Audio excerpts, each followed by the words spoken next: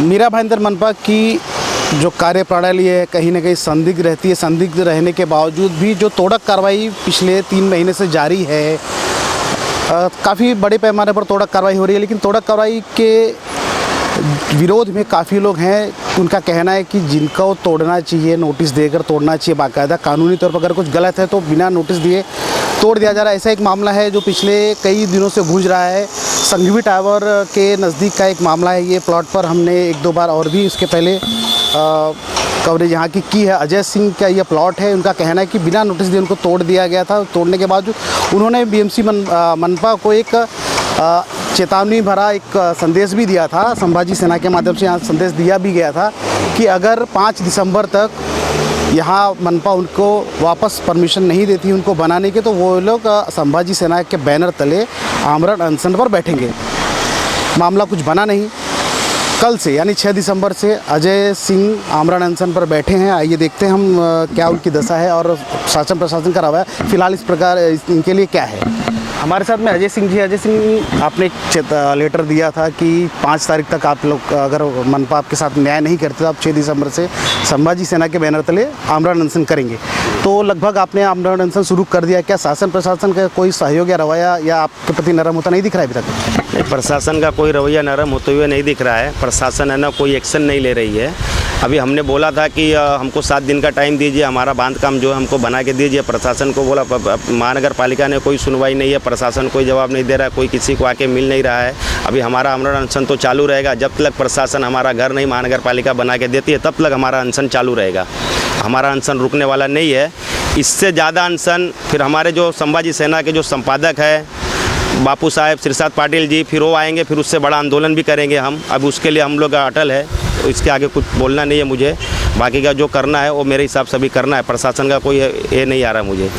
Commissioner साहब जो दिलीप ढोले जी हैं, उनका कहना है कि उनके कार्य मतलब सभी तोड़क कार्रवाई उस प्रकार की हो रही कि जो अवैध हैं या ऐसा कोई किसी को सताया नहीं जा रहा है। लेकिन आप जो 2 दिन से यहाँ बैठे हैं तो कोई उनके तरफ से कोई कॉल वगैरह कोई अधिकारी आया आपसे कुछ मिलने या बात करने?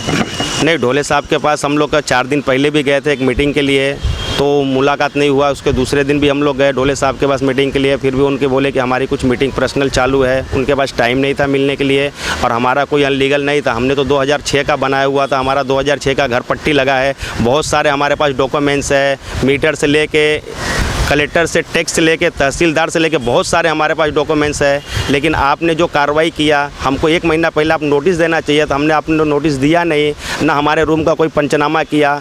मैंने बोला कि मुझे नोटिस दो, बोलता मुझे ऊपर से प्रेशर है, मुझे मेरा कार्रवाई करना है, मुझे मेरा कार्रवाई करने दो। अभी ऊपर से प्रेशर किसका है?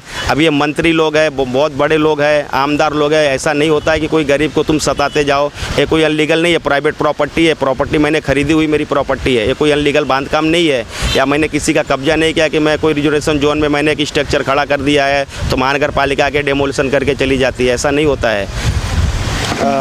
2 दिन आपको हुआ है, आपकी तबीयत भी देखने से लग रहा है, लेकिन कब तक चलेगा अगर आपको न्याय नहीं मिल पाता तो? जब तक मुझे न्याय नहीं मिलेगा इसमें महानगर पालिका जब तक हमारा रूम नहीं बना के देगी तब तक हमारा अनशन चालू रहेगा।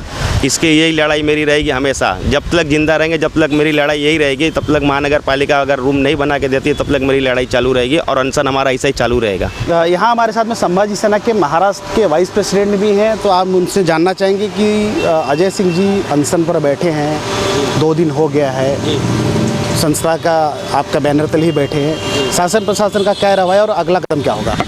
शासन प्रशासन की तरफ से कोई भी अजय भाई को सहयोग नहीं मिल रहा है। ना कोई यहाँ पे आके किसी ने भी इनका हाल जाना है कि भाई उनके साथ में इनका जो तोड़ के गए उसके बाद इनका हाल चाल क्या है। कुछ भी प्रशासन की तरफ से इनको कोई सपोर्ट नहीं मिल रहा है।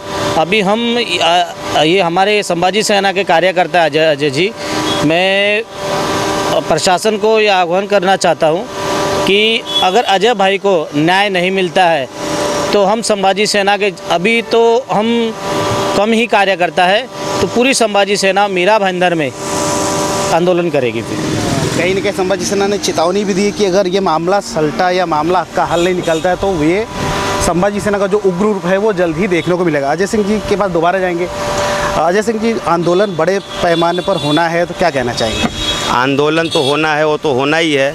अगर आंदोलन करने के बाद उससे ज़्यादा भी बड़े आंदोलन करेंगे, अगर उस पर भी सुनवाई नहीं होती है तो लास्ट ऑप्शन मेरा रहेगा, मैं एक सुसाइड लेटर लिखूंगा और जिसको देना रहेगा मैं वहाँ से लेकर ना केंद्र सरकार तक गुहार लगाऊंगा। अगर वहाँ से मुझे कोई एक्शन नहीं आता तो फिर मुझे सुसाइड करना है, उसके जवाबदार फिर महाराष्ट्र गवर्नमेंट सरकार होगी। तो ये थे हमारे साथ में अजय सिंह जी थे, जो संभाजी सेना का जो एक अनशन यहाँ से शुरू हुआ है। इनका कहना है कि अगर महानगर पालिका इनके स्ट्रक्चर को दोबारा परमिट करके बनाकर नहीं देती तो इनका आमरण अनशन यूँ ही चलता रहेगा, उसकी सारी जिम्मेदारी कहीं न कहीं मनपा प्रशासन की होगी।